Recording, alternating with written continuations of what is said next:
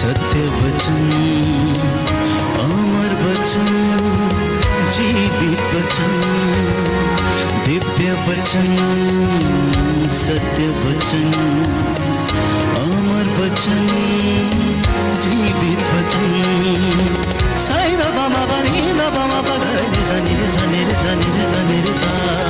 दिव्य वचन, सत्य वचन, अमर वचन, जीवित वचन, दिव्य वचन, दिव्य वचन।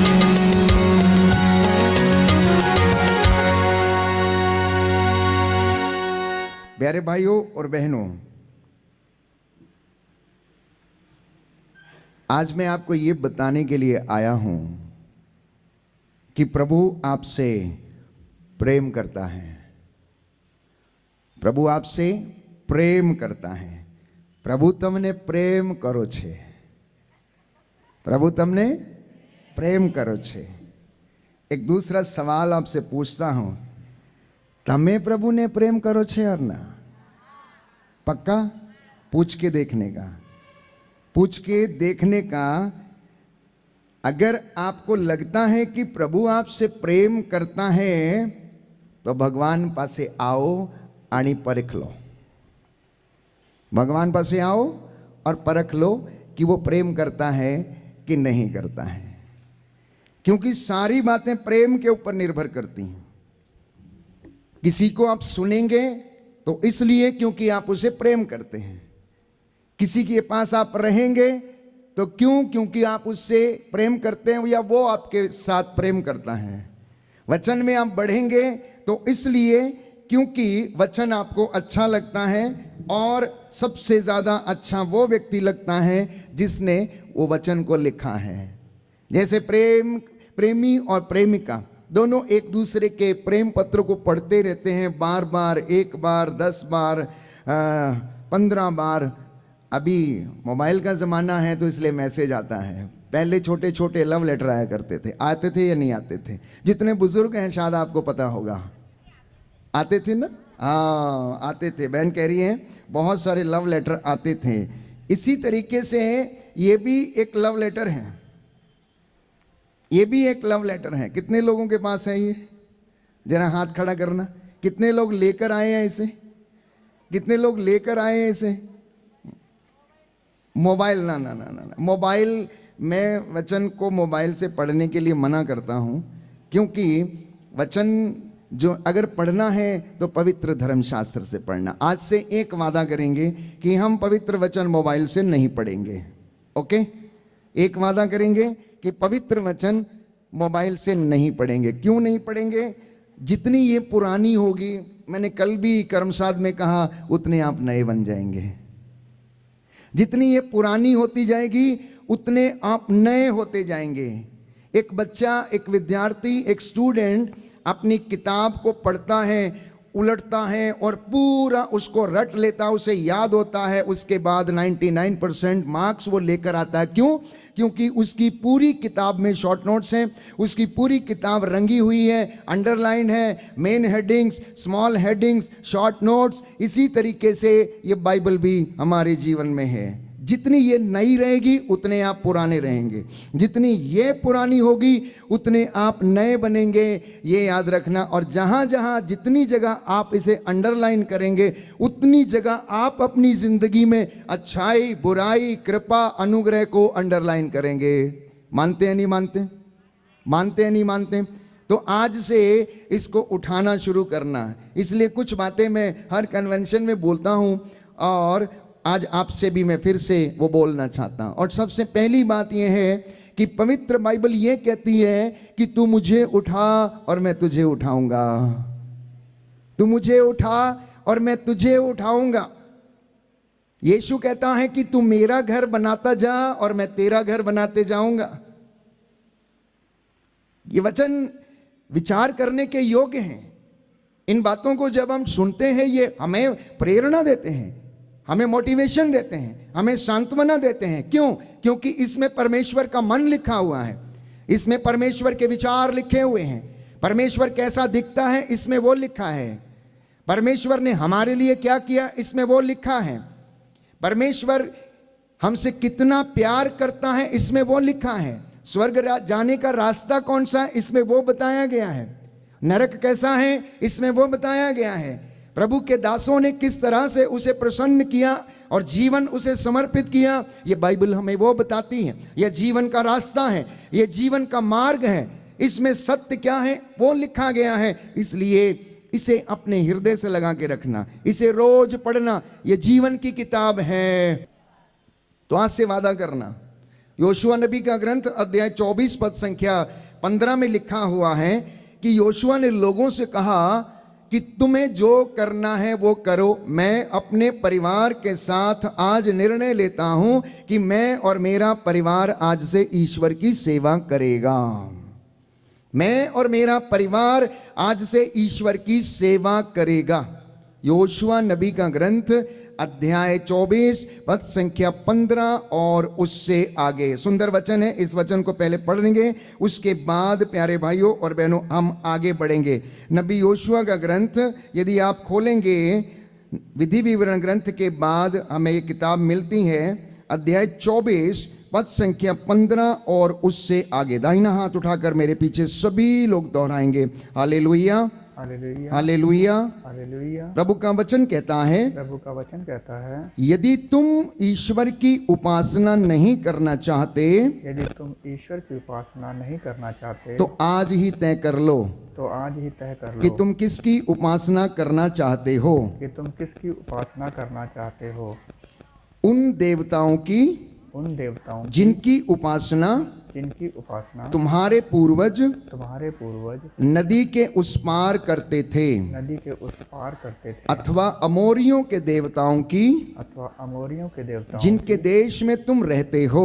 जिनके देश में तुम रहते मैं हो। और मेरा परिवार, मैं और मेरा परिवार, हम सब प्रभु की उपासना करना चाहते हैं। हम सब प्रभु की उपासना करना जोर चाहते से अंगीकार करना। मैं और मेरा परिवार, हैं। मैं और मेरा परिवार, मैं और मेरा परिवार, मैं और मेरा परिवार, हम सब प्रभु की उपासना प्रभु की उपासना करना चाहते हैं। करना चाहते हैं। देखिए, आप प्रभु के सामने अंगीकार कर रहे हैं, आप दो और आपके दो।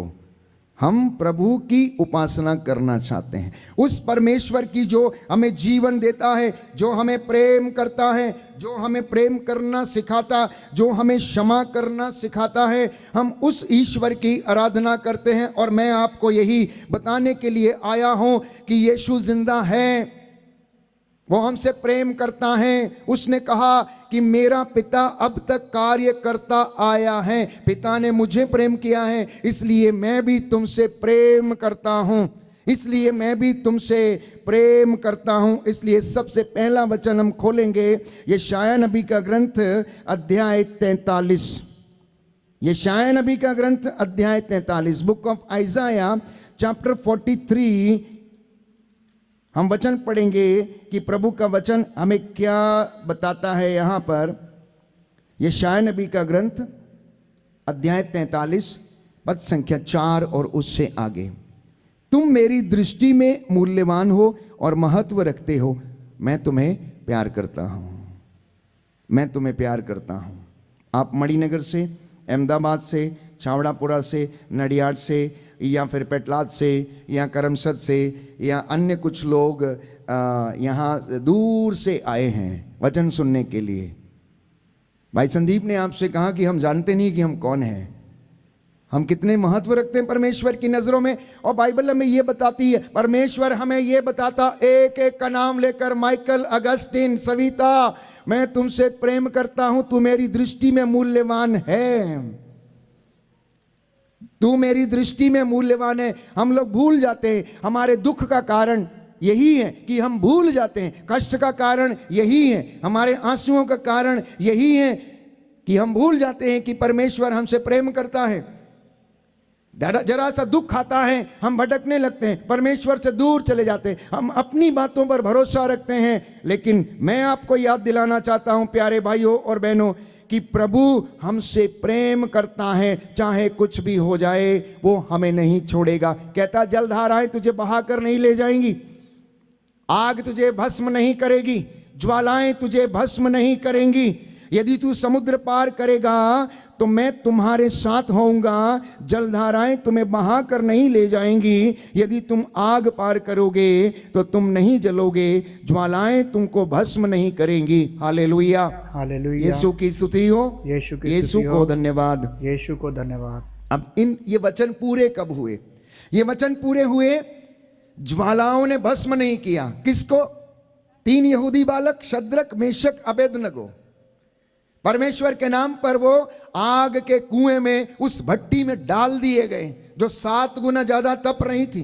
परमेश्वर उनको बचाने के लिए आता है, उनका विश्वास देखकर, उनका प्रेम देखकर, क्योंकि वो राजा नबूकदनेस्सर से ये कहते हैं, ओ राजा, तेरी बनाई हुई मूरत के सामने हम सिर न झुकाएंगे, भले ही तुम्हारा सिर काट दे। राजा को गुस्सा आया और उसने आग की भट्टी तपाई, उसका ताप 7 गुना ज्यादा ऊपर किया और उसके बाद इन 3 बालकों को उसके अंदर गिरा दिया। चूंकि ये बालक इब्राहिम, इसहाक, याकूब के परमेश्वर पर भरोसा रखते थे, इज़राइल के जिंदे परमेश्वर पर भरोसा रखते थे, परमेश्वर उनको उतरकर उसमें आग की भट्टी में बचाने के लिए आया। राजा ऊपर से देखता है कि आग की भट्टी में तो 3 लोग डाले गए थे, चौथा उनके साथ एक और टहल रहा है। वो हैरान हो जाता है और सोचने लगता है, मैंने तो 3 लोगों को भट्टी में गिरवाया था, ये चौथा कहां से आ गया है। इसलिए भजन संहिता 91 पद संख्या 14 और उससे आगे वो वचन कहता है, वो अपने दूतों को आदेश देगा कि जब तुम गिरो तो वो तुम्हें अपने हाथों पर उठा लेवें।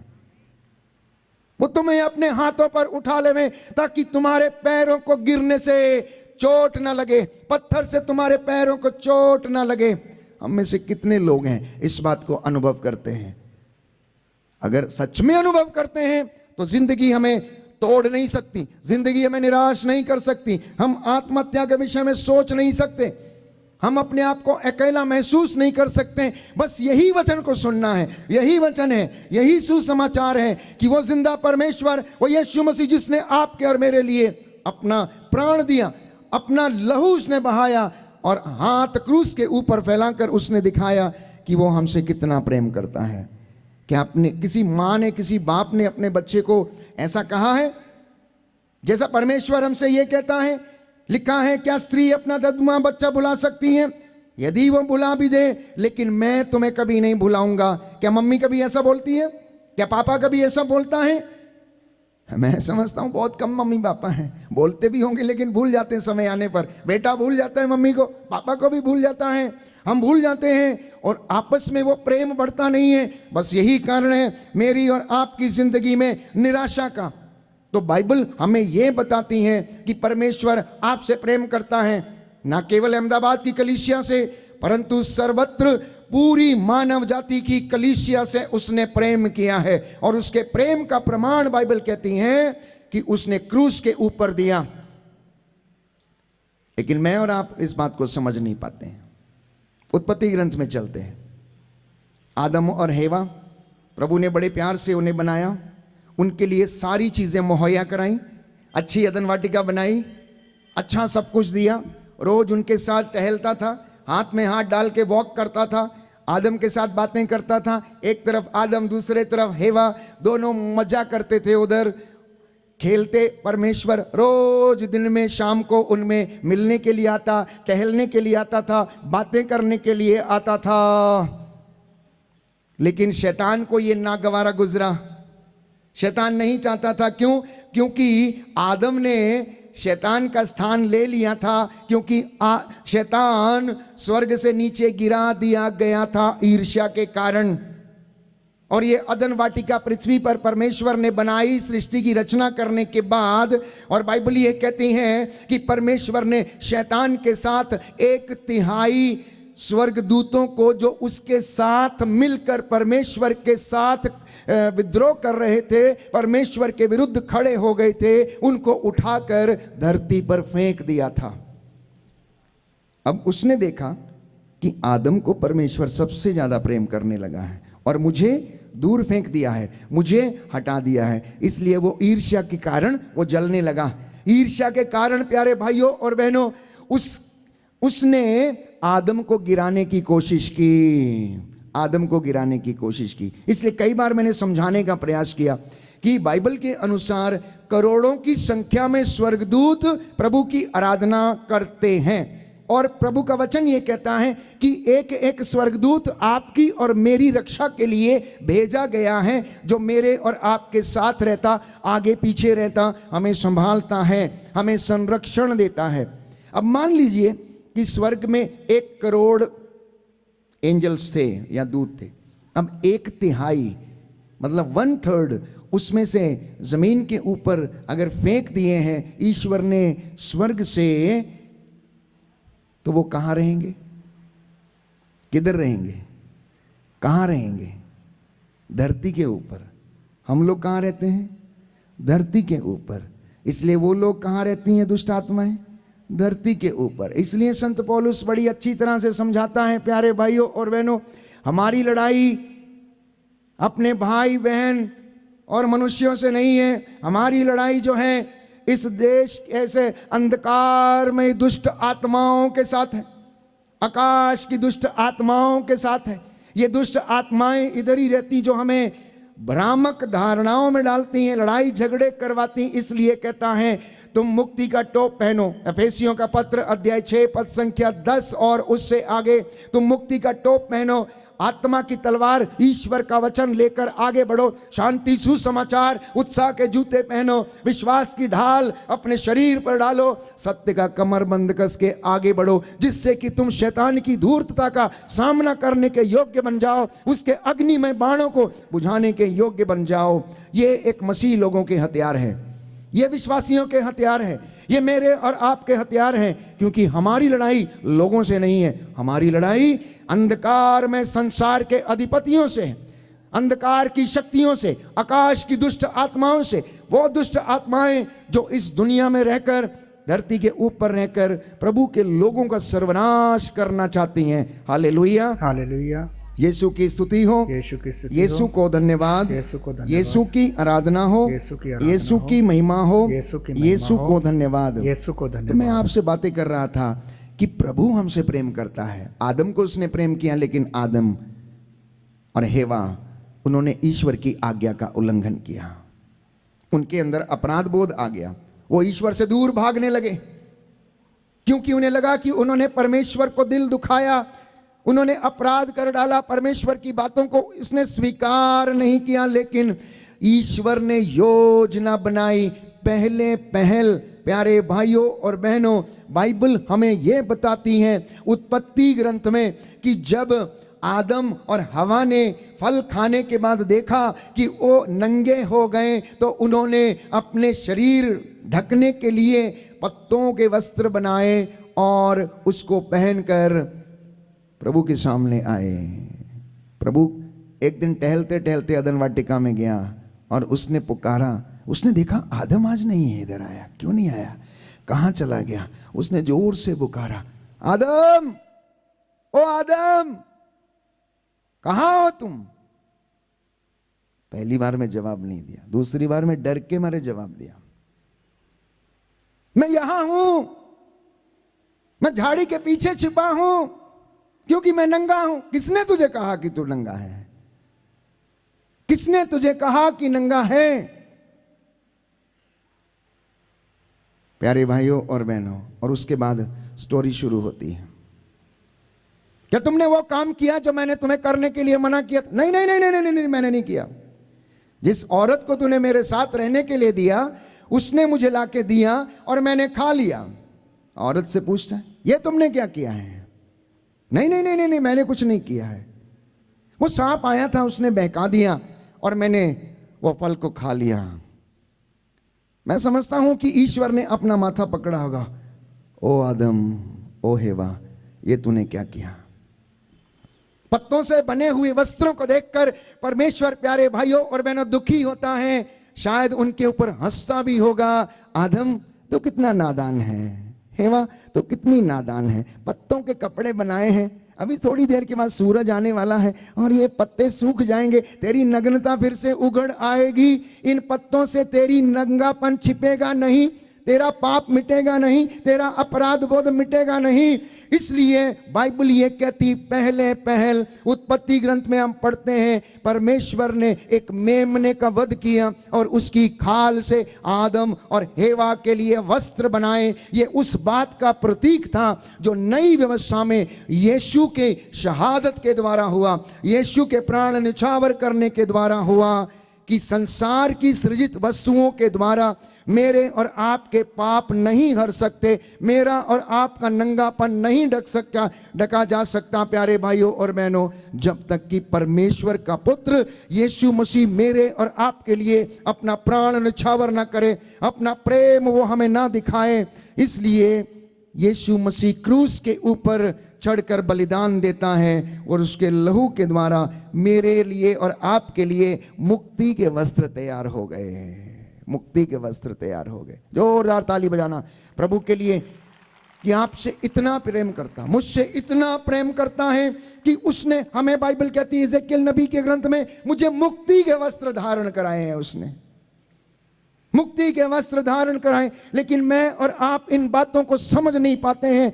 क्यों? क्योंकि हम परमेश्वर के प्रेम को भूल जाते हैं। तो लिखा है book of Isaiah chapter 49 verse 15, यशायाह नबी का ग्रंथ अध्याय 49 पद संख्या 15 और उससे आगे, क्या स्त्री अपना दुधमुहा बच्चा भुला सकती है? क्या वह अपनी गोद के पुत्र पर तरस नहीं खाएगी? यदि वह भुला भी दे तो भी मैं तुम्हें कभी नहीं भुलाऊंगा। मैंने तुम्हें अपनी हथेलियों पर अंकित किया है, तुम्हारी चार दीवारी निरंतर मेरी आंखों के सामने रहती हैं। तुम्हारे निर्माता दौड़ते हुए तुम्हारे पास आ रहे हैं, जिन्होंने तुम्हें उजाड़ा और विनष्ट किया वे तुम्हारे यहां से जा रहे हैं। तुम चारों ओर दृष्टि दौड़ा कर देखो कि सब एकत्र होकर तुम्हारे पास आ रहे हैं। Hallelujah, hallelujah, hallelujah, hallelujah, hallelujah, hallelujah. क्या स्त्री अपना दुधमुहा बच्चा भुला सकती है? परमेश्वर का प्रेम देखिए प्यारे भाई और बहनों। आदम के इतना बड़ा आज्ञा उल्लंघन करने के बाद भी ईश्वर विधि के विधान में योजना बनाता है कि अब आदम को बचाया कैसे जाएगा, इसलिए निर्धारित करता है और उसके लिए अपने पुत्र के द्वारा, उसके लहू के द्वारा, उसकी शहादत के द्वारा मेरे और आपके लिए मुक्ति के वस्त्र बनाता और वो हमें पहनाता है। इसलिए मुझे और आपको उसका धन्यवाद करना निरंतर अत्यंत आवश्यक है। इतना ही नहीं प्यारे भाइयों और बहनों, प्रभु का वचन ये कहता है, चाहे पहाड़ टल जाएं, पहाड़ियां डामाडोल हो जाएं, लेकिन हे इज़राइल तेरे प्रति मेरा प्रेम नहीं टलेगा। करमसाद के लोगों, नडियाड के लोगों, पेटलाद के लोगों, मणिपुर के लोगों, अहमदाबाद के लोगों, जो तुम मेरा वचन सुन रहे हो, यदि तुम ईमानदार रहोगे, मेरे साथ चलोगे, तो मेरा प्रेम तुम्हारे लिए कभी भी नहीं टलेगा। और कहता है मैं कभी मुकरता नहीं। तुम मुकर जाओगे, तुम मुकर जाते हो, तुम झूठ बोल देते हो, लेकिन मैंने तुम्हारे पूर्वजों से जो शपथ खाई है मैं उसे पूरा किए बिना नहीं रहूंगा। इसलिए सुंदर वचन है यशायाह नबी का ग्रंथ अध्याय 54 पद संख्या 10 और उससे आगे। आप रोज पढ़ते हैं, रोज इन वचनों को पढ़ते हैं, लेकिन पवित्र आत्मा से प्रार्थना करना कि ये वचन हमारे हृदय पर अंकित हो, क्योंकि ये हमारे लिए निरे वचन नहीं है, इन पर आपका और मेरा जीवन निर्भर है। विधि विवरण ग्रंथ खोलेंगे, सुंदर वचन है प्यारे भाइयों और बहनों, कि इन वचनों पर आप मनन चिंतन किया करें, इनको अपने लोगों के साथ आप बांटा करें, अपने बच्चों को इन्हें सुनाया करें, ताकि आपके बच्चे ये ना पूछें कि ईश्वर ने मेरे और आपके लिए किया क्या है। विधि विवरण ग्रंथ अध्याय 6 पद संख्या 5 और उससे आगे, तुम अपने प्रभु ईश्वर को अपने सारे हृदय, सारी आत्मा और सारी शक्ति से प्यार करो। जो शब्द मैं तुम्हें आज सुना रहा हूं वे तुम्हारे हृदय पर अंकित हों। किताबों में नहीं, किताबों में नहीं, कॉपियों में नहीं, मोबाइल में नोट्स बना के नहीं, आपके हृदय पर अंकित हो। आपके दिमाग में ये छप जाने चाहिए। उठते बैठते, राह चलते समय, मोटर गाड़ी में यात्रा करते समय, हवाई जहाज में यात्रा करते समय, पहला वचन आपको याद रहना चाहिए, कि प्रभु आपने कहा मैं अपना स्वर्गदूत तेरे आगे आगे भेजूंगा, अब मार्ग में मेरी रक्षा करना, अपने शरीर को उस क्रूस के चिन्ह से अंकित करना ताकि हमें वो सुरक्षित रखे, क्योंकि हमारी लड़ाई प्यारे भाइयों और बहनों अंधकार की शक्तियों से है। इसलिए घर से बाहर जाते समय अपने बच्चों को आप क्रूस के चिन्ह अंकित करके भेजें, प्रभु का पवित्र लहू उनके ऊपर छिड़क कर भेजें। कैसे हमको ये सब मालूम चलेगा? जब तक हम वचन नहीं पढ़ेंगे, जब तक हम उस प्रेम को अनुभव नहीं करेंगे, तब तक कोई भी हमें ये नहीं बताएगा। मैं फिर से एक बार आपके लिए वचन पढ़ना चाहता हूं। लिखा है, जो शब्द मैं तुम्हें आज सुना रहा हूं वे तुम्हारे हृदय पर अंकित रहें। Book of Deuteronomy chapter 6 words 5 onwards. तुम उन्हें अपने पुत्रों को अच्छी तरह सिखाओ, घर में बैठते या राह चलते, शाम को लेटते या सुबह उठते समय उनकी चर्चा किया करो। तुम उन्हें निशानी की तरह अपने हाथ पर और ताबीज की तरह अपने मस्तक पर बांधो और अपने घरों की चौखटों तथा अपने फाटकों पर लिख दो। अपने फाटकों पर लिख दो।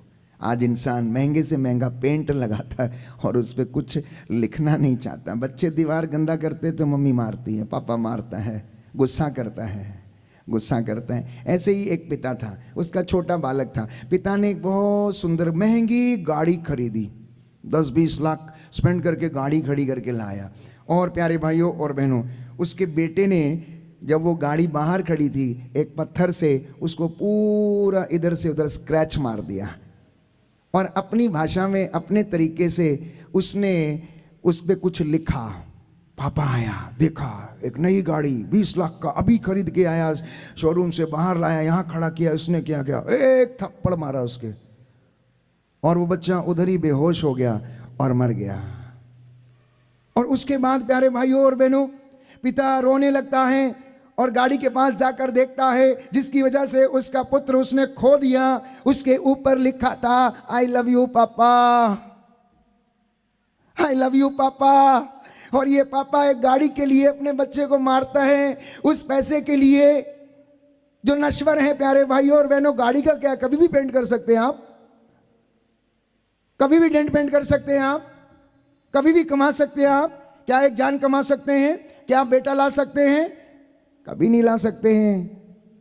उसके बाद उसको पश्चाताप होता है, बाद में जाकर देखता है। हम में से बहुत सारे लोग ऐसे ही हैं जो सांसारिक चीजों को महत्व देते हैं, मटीरियल चीजों को महत्व देते हैं, और बच्चों के साथ या किसी ऐसी लोगों के साथ बुरा व्यवहार करते हैं। कितने ही माता पिता हैं, घर में ग्लास टूट जाए, प्लेट टूट जाए, महंगी है, मम्मी आया को मारती है, उसको बुरा भला बोलती है, 10 गालियां सुनाती है। क्या तुम्हारे हाथ में फोड़े हुए हैं? क्या तुम इसे ढंग से नहीं पकड़ सकती हो? क्या वो ये नहीं कह सकती, कोई बात नहीं, गिर गया, टूट गया, नया आ जाएगा, चिंता मत करो, विल बाय अनदर वन। उस प्रेम को हमारे घर में आने की आवश्यकता है। तब पता लगता है कि वास्तव में आप प्रभु के प्रेम से भरे हुए हैं। इंसानों, प्यारे भाइयों, इंसानों से ज्यादा चीजें महत्वपूर्ण नहीं, इंसान महत्वपूर्ण है। इंसान महत्वपूर्ण है। चीजें आप कभी भी खरीद सकते हैं, ला सकते हैं, लेकिन इंसान को यदि आप एक बार खो देते हैं तो हमारी जिंदगी में हम उसे दोबारा प्राप्त नहीं कर सकते। इसलिए बाइबल ये कहती है कि तुम इन वचनों को राह चलते, लेटते, उठते, बैठते समय मनन चिंतन किया करो।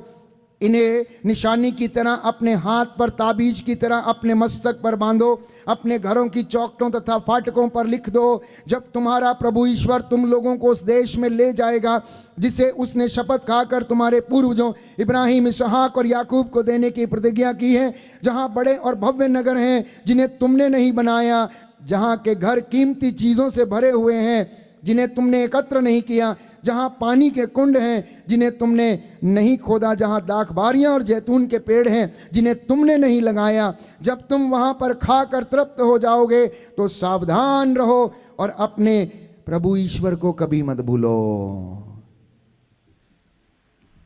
सब कुछ करो, सब कुछ एंजॉय करो, लेकिन याद रखो कि परमेश्वर महान है, हमारे आचरण का लेखा हमसे मांगेगा।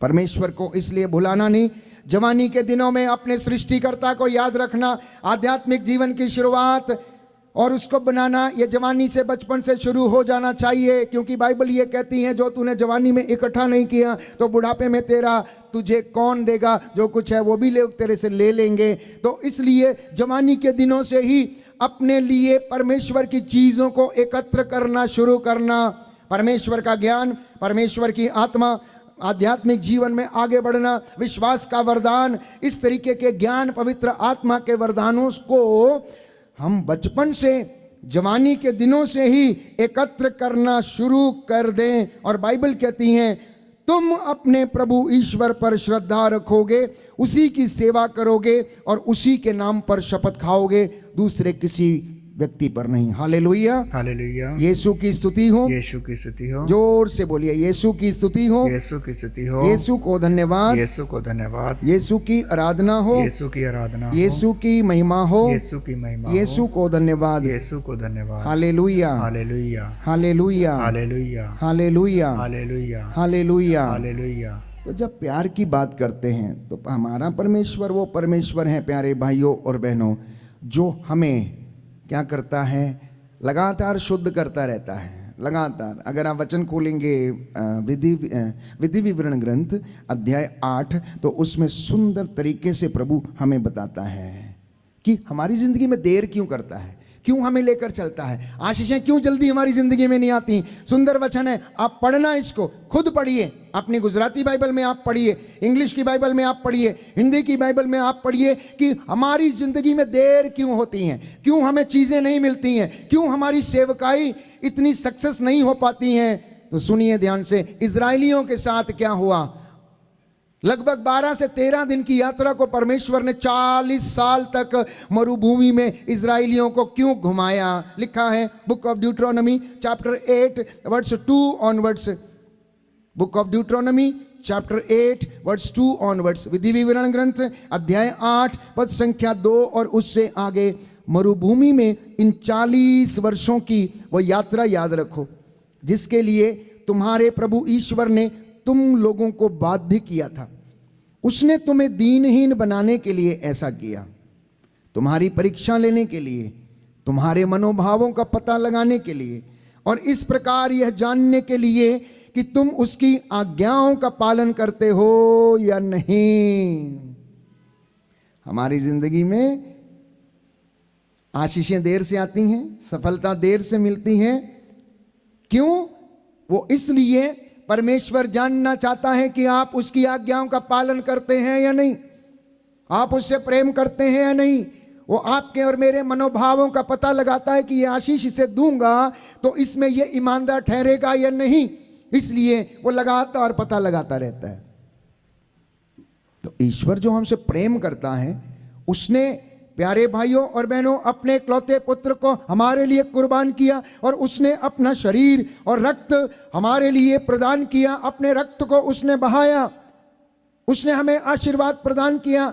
और अगर हम उसे पहचाने बिना, अंगीकार किए बिना खाते तो हम अपनी ही दंडाज्ञा खाते और पीते हैं और हम उसके द्वारा बीमार पड़ जाते हैं। तो आज का जो वचन है मैं आपसे बता रहा हूं कि परमेश्वर हमसे प्रेम करता है और उसने प्रेम के तहत हमारे साथ ये वादे किए कि मैं तुम्हें प्रेम करूंगा क्योंकि पिता ने मुझे प्रेम किया है। मेरा पिता अब तक मुझे ये कार्यों को करता आया है और इसलिए क्योंकि पिता ने मुझे प्रेम किया और मैंने तुम्हें प्रेम किया है, तुम भी एक दूसरे को प्रेम किया करो। बोलिए आमीन, आमीन, hallelujah, hallelujah, hallelujah, hallelujah, hallelujah. Hallelujah. एक और विशेष बात आपसे मैं कहना चाहता हूं। आप लोग पूछेंगे कि आखिर ईश्वर को हमें प्रेम करने की ज़रूरत क्या थी। और मैंने एक वचन आपके लिए पढ़ा, प्रभु का वचन ही कहता है कि मैंने तुम्हारा नाम अपनी हथेली पर लिखा है, हथेली पर अंकित किया है। माँ के गर्भ में बढ़ते हुए तेरी हड्डियों को मैंने देखा जब तू गढ़ा जा रहा था। यिर्मयाह नबी के ग्रंथ अध्याय 1 पद संख्या 5 में हम पढ़ते हैं कि जब तू माँ के गर्भ में रचा जा रहा था तब मैंने तुझे चुन लिया, तुझे पुकारा, तेरा नाम लेकर मैंने पुकारा। इसकी शुरुआत कहाँ से होती है? मैंने कई बार अपने वक्तव्य में आपको इस बात को समझाने की कोशिश की। आज फिर से एक बार इस वचन को पढ़ते हैं। उत्पत्ति ग्रंथ अध्याय 2 खोलना, जिनके पास बाइबल है। उत्पत्ति ग्रंथ अध्याय 2 पद संख्या 7 और उससे आगे सुंदर वचन है। यहाँ पर लिखा हुआ है, प्रभु ने धरती की मिट्टी से मनुष्य को गढ़ा और उसके नथनों में प्राण वायु फूंक दिया। प्रभु ने धरती की मिट्टी से मनुष्य को गढ़ा और उसके नथनों में प्राण वायु फूंक दी। इस प्रकार मनुष्य एक सजीव तत्व बन गया। क्या बन गया? क्या बन गया?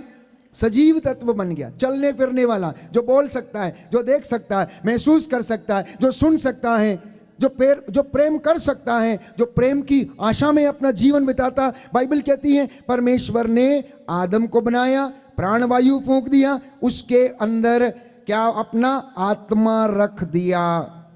अब इसका जवाब हमें याकूब के पत्र में मिलता है। Book of James chapter 4 verse 5, जिनके पास बाइबल है खोलें। इस वचन को हम पढ़ेंगे कि परमेश्वर के मुझे और आपको प्रेम करने का मतलब क्या है।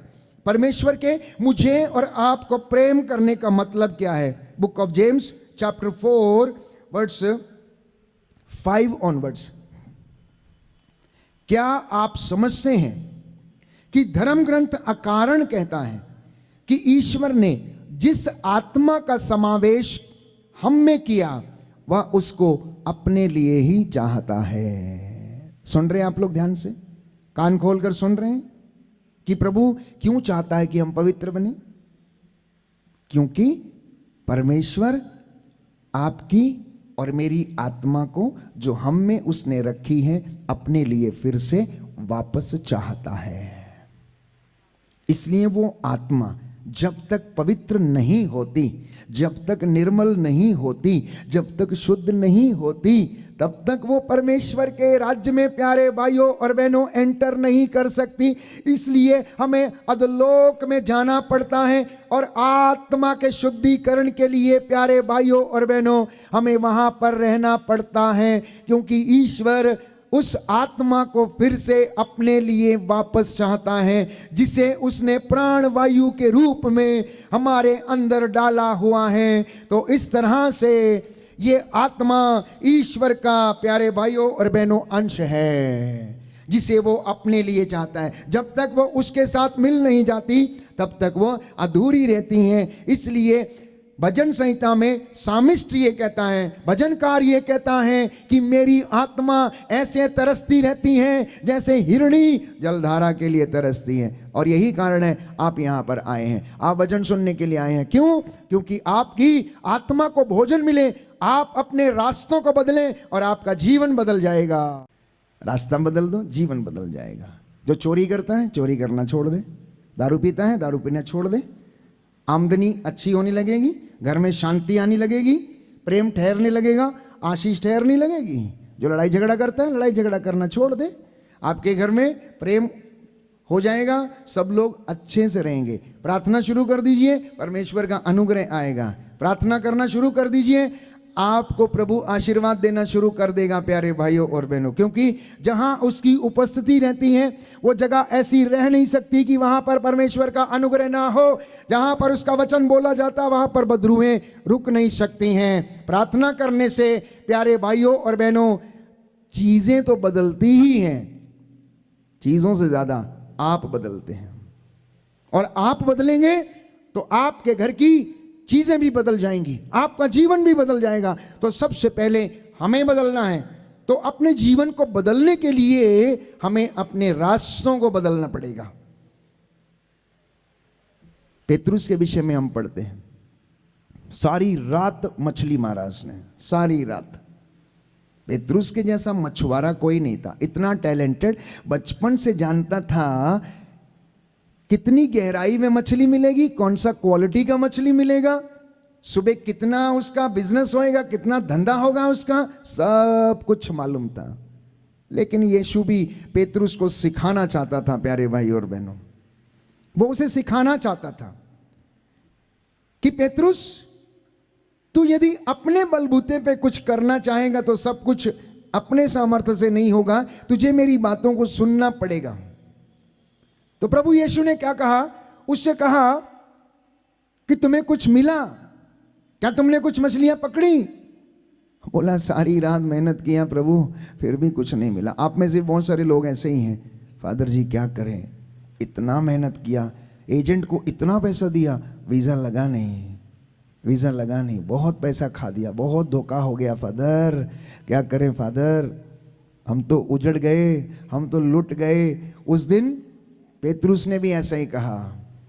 तो प्रभु ने पूरा दिन वचन को सुनाया था, सुबह से लेकर शाम तक, और अंत में प्यारे भाइयों और बहनों, प्रभु ने पेतरुस से कहा कि अब तुम एक काम करो, अपनी नाव गहरे पानी में ले चलो, गहरे पानी में ले चलो।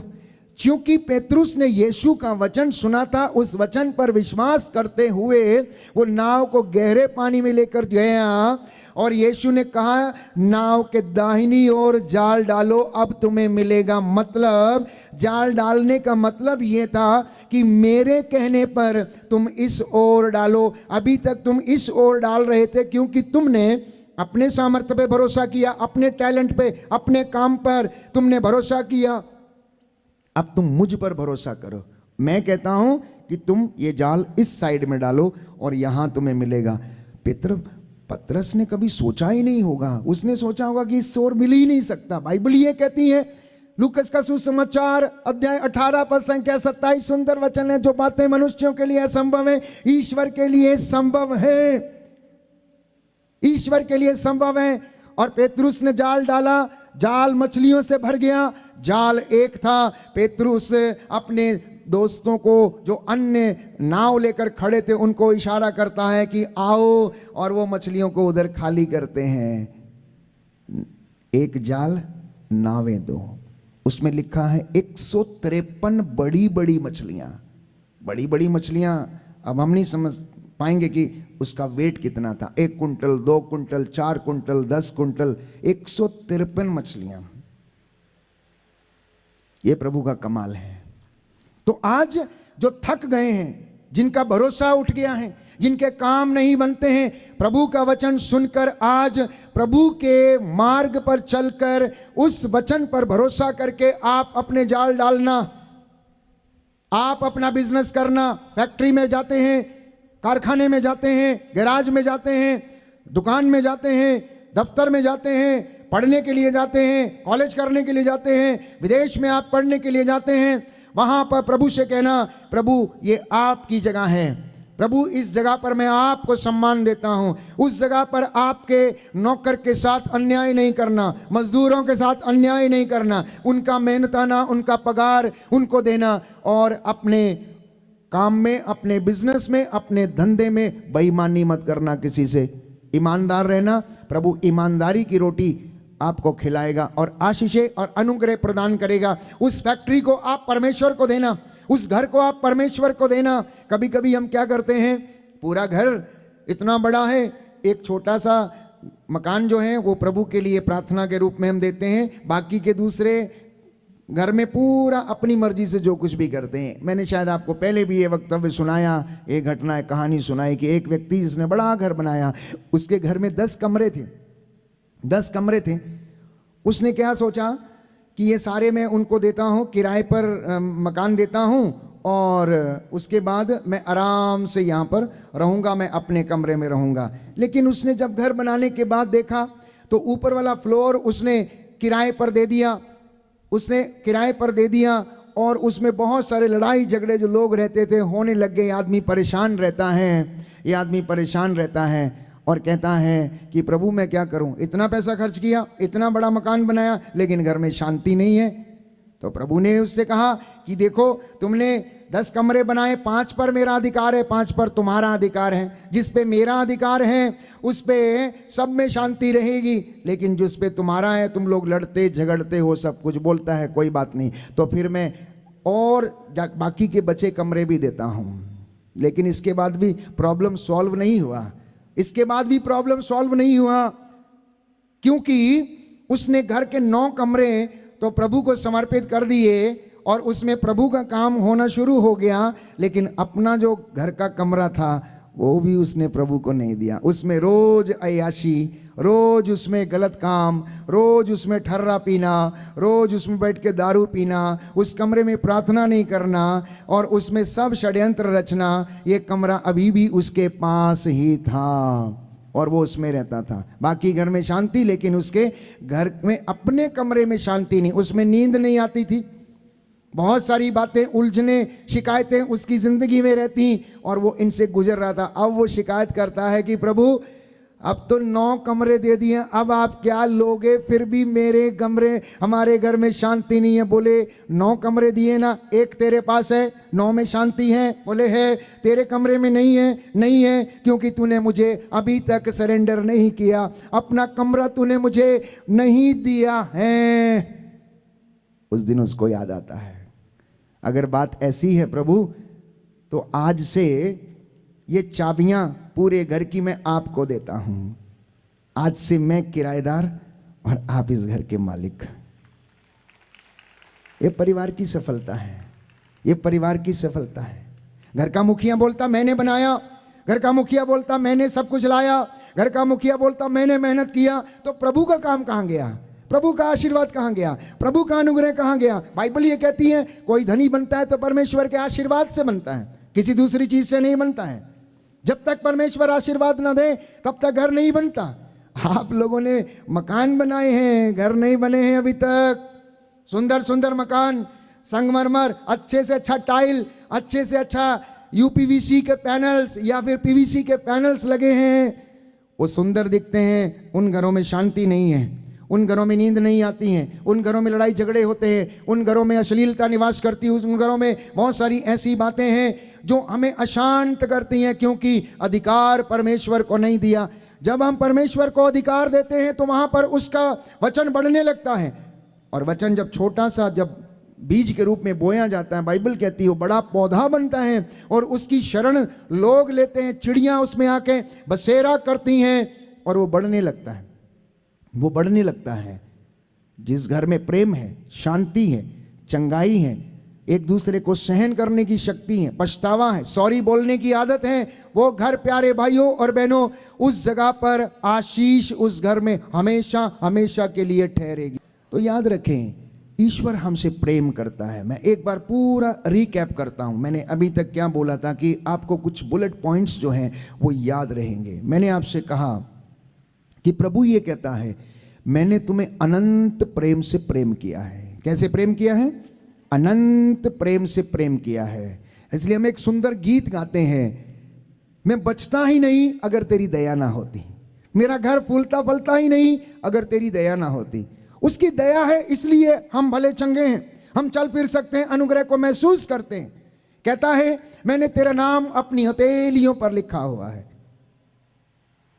कहता है तू मेरी दृष्टि में मूल्यवान है। कहता है मैं तुझे मिस्र की गुलामी से छुड़ा कर लेकर आया। हे यूदा, जब तू बालक था मैं मां की गोद में तेरी रक्षा किया करता था, और देख तेरे बाल पक जाने तक मैं ऐसा करूंगा, मैं तेरे बुढ़ापे में तेरे साथ रहूंगा, इसलिए कि तू मेरे साथ रहे और मैं भी तेरे साथ रहूंगा। इस प्रेम को अनुभव करने के लिए मैंने कहा इस वचन को पढ़ना बहुत जरूरी है, इस लव लेटर को पढ़ना बहुत जरूरी है। जैसे एक प्रेमिका बार बार पढ़ती है, अपना उसे शक होता है पता नहीं प्रेम करता है कि नहीं करता, बार फिर से खोलती है, फिर से वो उसको पढ़ती है। उसी तरह से इसको भी पढ़ना, इसको भी अपने बच्चों को सुनाना, नहीं तो एक दिन आपके बच्चे आपसे पूछेंगे मम्मी आपने तो कभी बताया नहीं, पापा आपने तो कभी बताया नहीं कि परमेश्वर कितना महान है, वो कैसा दिखता है, वो कैसा है, उसने कैसा प्रेम हम लोगों से किया है, आपने हमें कभी नहीं बताया। बाइबल में तो यही लिखा है कि तुम्हारी संतानें, तुम्हारे पुत्र और पुत्रियां कभी तुमसे ये ना पूछे कि परमेश्वर ने हमारे लिए क्या किया है। Hallelujah, hallelujah, hallelujah. लिखा है विधि विवरण ग्रंथ अध्याय 6 पद संख्या 20, जब भविष्य में तुम्हारा पुत्र तुमसे पूछे कि प्रभु हमारे ईश्वर ने आपको जो आदेश दिए, विधि निषेध दिए हैं, उनका अर्थ क्या है, तो उसको यह उत्तर दो, हम मिस्र में फिरौन के यहां दास थे, प्रभु हमें अपने बाहुबल से मिस्र से निकाल लाया। उस समय प्रभु ने हमारी आंखों के सामने ही फिरौन और उसके दरबारियों के विरुद्ध महान और भयावह चिन्ह और चमत्कार दिखाए।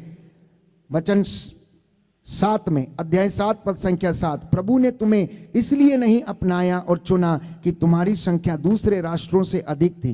तुम्हारी संख्या तो सब राष्ट्रों से कम थी। प्रभु ने तुम्हें प्यार किया और तुम्हारे पूर्वजों को दी गई शपथ को पूरा किया, इसलिए वो हमें निकाल कर लाया। इसलिए आज हम बैठे हैं। ये प्रभु का प्लान है कि मणिनगर में आज ये विशाल भव्य कन्वेंशन हो रहा है, बाइबल अधिवेशन हो रहा है, ताकि उसके बच्चे सुने, वचन को सुने। नबियों ने जैसे प्रचार किए, नबियों ने जैसे लोगों को सुनाया, चाहे वो आमोस हो, हग्गाई हो, मलाकी हो, चाहे वो यशाया हो, चाहे वो एजेकियल हो, यिर्मयाह हो, इसी तरीके से जाके वचन सुनाया करते थे। परमेश्वर के महान कार्यों के विषय में वो बताया करते थे। इसलिए मम्मी पापा, आप अपने घर के नबी हैं, आप अपनी घरेलू कलीसिया के पुरोहित हैं। सबसे ज्यादा जिम्मेदारी मम्मी और पापा की है अपने बच्चों को वचन सुनाने की। याजक लोगों का काम है कि प्रभु के लोगों के लिए प्रायश्चित करना। योएल नबी के ग्रंथ में लिखता है, प्रभु का वचन ये कहता है, वो याजकों, तुम प्रभु की वेदी के सामने घुटना टेको, हाथों को उठाओ, आंसू बहाओ और मेरी प्रजा के पापों के लिए प्रायश्चित करो। The work of reparation is the work of the priest of God, my dear brothers and sisters. लेकिन आप लोगों का काम है कि अपने बच्चों को आप तालीम दें, अपने बच्चों को आप अच्छी शिक्षा दें, अपने बच्चों को आप प्रेम में बढ़ाएं, अपने बच्चों को उस परमेश्वर के विषय में बढ़ाएं। ये हर एक माँ बाप का कर्तव्य है। इसलिए अपने बीच में से हर प्रकार की दुर्वासना, अश्लील बातों को आप दमन करें और याद रखें कि परमेश्वर हमसे प्रेम करता है। आप भले उसे भूल जाएं, लेकिन वो आपको नहीं भूलेगा। ये उसकी महानता है, ये उसकी महानता। बोलिए आमीन, हालेलुया, हालेलुया। खड़े हो जाएंगे थोड़ी देर के लिए, जब तक भाई तैयारी कर रहे हैं। मैं और कुछ 1-2 वचन आपके साथ बोलना चाहता हूँ कि प्रभु की दया अगर हमारी जिंदगियों में नहीं होती तो प्यारे भाइयों और बहनों, हम नहीं बचते। तो आज मैंने आपसे कहा, अपना रास्ता बदलना, जीवन बदल जाएगा, जीवन बदल जाएगा। अपनी जिंदगी को नए सिरे से देखने की कोशिश करो, नए सिरे से आप देखने की कोशिश करना, पिछला भुलाना। अब तक जो कुछ भी हुआ जिंदगी में, परेशानी, दुख, बीमारी, रोग, लड़ाई, झगड़े, कुछ भी पहले जो हुआ उसको भूलना, और आज जो वचन आप सुन रहे हैं इसके द्वारा आप अपनी जिंदगी को नए सिरे से देखना शुरू करना, नए सिरे से परमेश्वर को साथ लेकर जाना और उससे कहना कि मैं बचता ही नहीं अगर तेरी दया ना होती। प्रभु, मैं बचता ही नहीं अगर तेरी दया ना